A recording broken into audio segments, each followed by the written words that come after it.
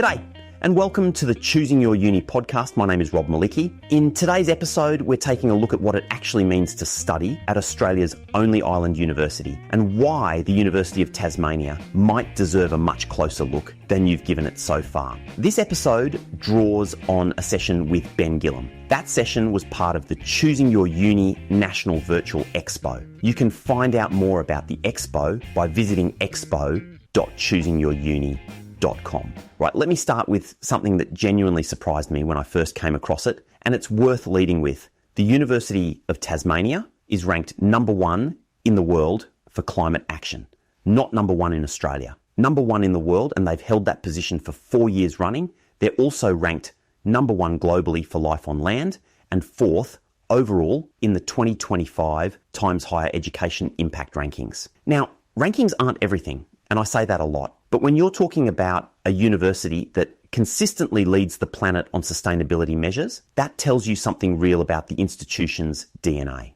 And what's interesting is that sustainability isn't siloed into one department or one degree. It's embedded across all their study areas, from agricultural science to engineering to architecture. So no matter what you're studying there, you're engaging with that lens. That's a genuinely distinctive thing. Here's where it gets really interesting though. Tasmania's geography isn't just a nice backdrop for campus photos. It fundamentally shapes what you can study there in ways you simply can't replicate anywhere else in Australia. Take Marine and Antarctic Science. Their Institute of Marine and Antarctic Science sits right on the harbour in Hobart. You're literally on the water. The Bachelor of Marine and Antarctic Science lets you specialise in areas like marine biology, sustainable aquaculture, or oceans, ice, and climate. And there's nowhere else in the country where you can study that combination with that kind of direct access to Antarctic research infrastructure and Southern Ocean ecosystems. Then there's the Australian Maritime College up in Launceston. It's the National Centre for Maritime Education, Training and Research. Students in maritime engineering are using facilities like wave pools to test model boats, studying naval architecture and ocean engineering with some of the best people in the field globally. And the employment outcomes speak for themselves.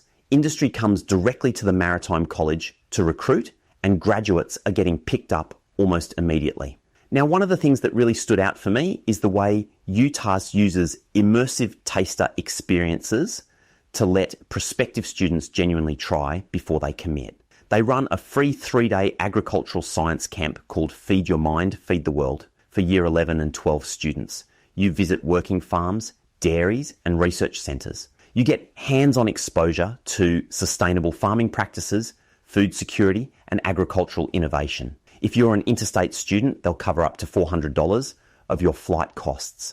That's a serious commitment to removing barriers. And in the marine space, they run a 5-day Maria Island marine biology camp. You're out on one of Tasmania's most stunning islands, learning about climate change, marine ecosystems and biodiversity. They even offer a free first-year subject, a primer in marine and Antarctic science, that Year 11 and 12 students can study alongside their schoolwork. If you go on to enrol in the degree, it counts as credit. That's a smart way to test whether a field is right for you without any risk. The agricultural science space also deserves a closer look from a financial perspective. There's over $250,000 in dedicated scholarships available each year, specifically for agricultural science students. That's a significant pool of funding in a single discipline. And there are also relocation scholarships for students moving to Tasmania from interstate, which matters because, let's be honest, the idea of moving to a new state for uni can feel daunting, and knowing there's financial support available can make that decision a lot easier.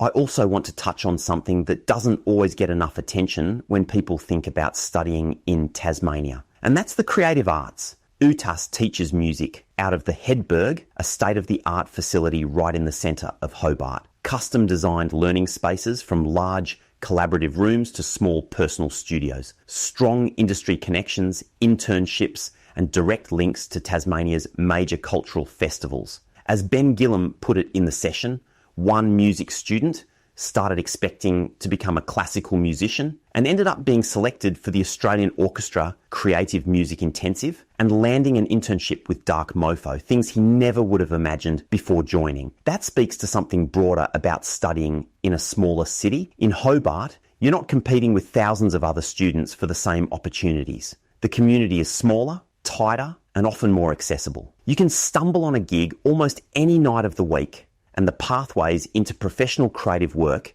can open up in surprising ways. One last practical point.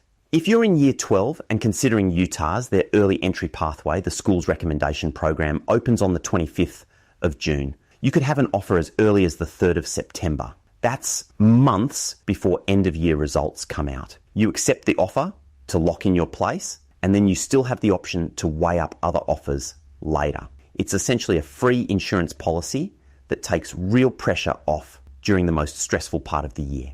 And applications are free and made directly through their website, so there's genuinely no downside to putting one in.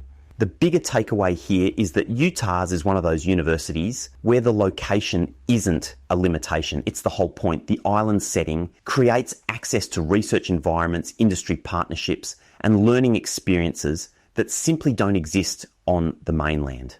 If you're the kind of student who wants to learn by doing, in a place where the environment itself is part of the curriculum, it's well worth a serious look. If you'd like to explore your options further, check out the free resources at Choosing Your Uni. It's independent guidance designed to help you find the right path for you. That's it for this episode.